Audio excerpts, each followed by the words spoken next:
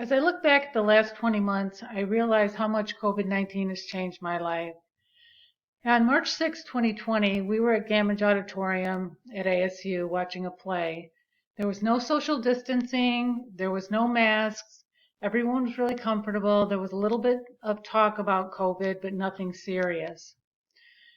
And on March 11th, the World Health Organization changed the status of COVID from epidemic to pandemic, and everyone started to panic. The following week at work, there were a lot of closed door meetings with top management, and it was just a weird feeling. No one really knew what was going on. That Friday, there was a meeting, and everyone was told that the company was closing and that everyone would be furloughed indefinitely, and that we should sign up for unemployment as soon as possible. There would be no definite date on return. It was so weird walking out after 30 years, not knowing when I would go back or if I would go back. The drive home was bizarre, to say the least. That night I had a few drinks and tried to get my thoughts together. The following Monday was even more bizarre because I woke up, I didn't have to go to work, I didn't have to drive, I didn't have to get dressed. I got up late, I was wearing sweatpants. I tried to stay busy the first couple of weeks because I just could not relax. And I thought that's, after all those years of working, I thought that's what I was supposed to do. After a couple weeks,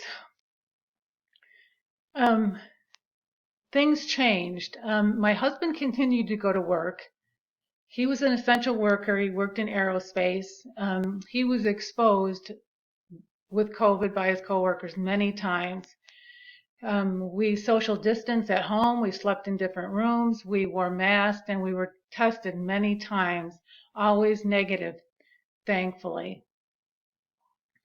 I think I talked to my extended family more often than I had because we had more time on Zoom, and Zoom was my friend. Thankfully, even though many of my extended family had COVID, it wasn't serious, and they all recovered normally, except for Chris's uncle, who didn't believe that the pandemic was real and continued to go out. He got COVID and actually recovered in the hospital. He was 86 years old, and they sent him to a skilled nursing home. It was pretty horrible because he never got his strength back, and we could only look in the window. We could not help him. We could not feed him. We could not talk to him. And because they were short-staffed, he didn't get the attention that he needed. We got a phone call in the middle of the night that he had died, which was horrible. There was no funeral and no real closure still. So